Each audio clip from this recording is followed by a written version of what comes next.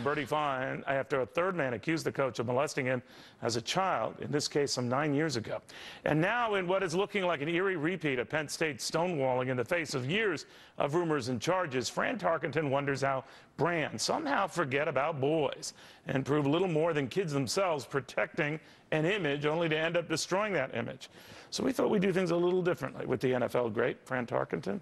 Very good to have you, sir. Neil, good to be with you as always. You had a very pressing comment not too long ago about a brand is more than just an image. Yeah. It's fulfilling and living it. What happened here? Well, first of all, I don't, I only know what I've read and heard you guys report, read a lot of stuff about it, whether he's guilty or not, but this is bigger. Abusing young boys, young girls in this type of environment is bigger than Penn State football or Syracuse basketball. And so why didn't they see it? Were they too busy protecting the brand or what? Because we don't want to see the signs. The signs are reality. And you get into this bubble of big-time college basketball, big-time college football, big-time pro football, and we just don't look under the covers. We don't look at things as reality. We don't want to believe that this guy could have possibly done it. He might not have, but we don't want to see that. But we do this with whistleblowers, too, who dare to speak ill of the company that's loved and endeared. And they really suffer for it. I mean, they're turncoats and no good SOBs. Oh, yeah. So what is your just general business advice to institutions that value keeping that pedigree name? You got to always do the right thing. You cannot sweep things under the cover. If something is wrong, we got to deal with it.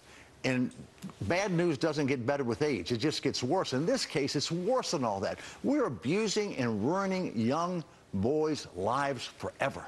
And I know people that have gone through this situation, and they're scarred for the rest of their life. And the people who abuse them, I know them also.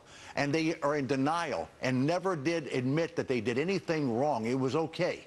You know, I was just horsing around in the shower. Did you see any of this in your football teams? No. Did you know of coaches or? No. I've heard someone say, you know, this wasn't such aberrant behavior. There were more examples than we know, and we'll be seeing more evidence of it. I have never seen a player or a coach that I grew up around in all my high school, college, and pro life that had these tendencies. I never saw it, and no one has ever come out. So if Joe Paterno is finding out, or Bayham over at Syracuse is finding out, presumably in the moment, that something like this happened maybe years ago, are they that clueless or indifferent, or what?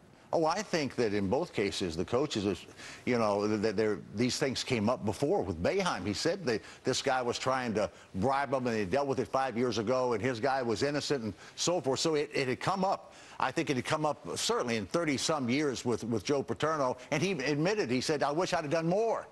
Well, you gotta just, you just gotta, when something like that happens and you see it or you suspect it, you've got to take action and deal with it right now. Time and again they don't, and we don't. No. Why not? Why not? Because we don't want to look at the signs. We don't want to look at reality. We want to look the other way. Or we think it's such a unique example. It's not corporate-wide behavior. We don't want to deal with bad news. We really don't. We don't want to solve problems. See, I think you hit the nail on the head. We don't want to deal with bad news. No, we don't want to deal with unpleasantness. No.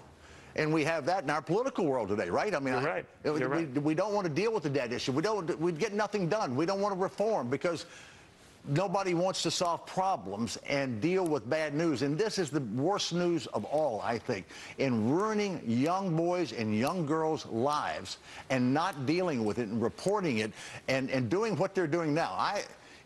Again, they've got more information than I do, but they dealt with it quickly and they fired him. They dealt with the Penn State thing quickly, and I hope we have a thorough investigation and find out for sure whether they're guilty or not. And if they're guilty, they should be punished. Fran Tarkenton, thank you very much. Thank you, Neil. Good seeing you again. Well, don't say that I didn't warn you. The Volt, the car you plug in, is now intent on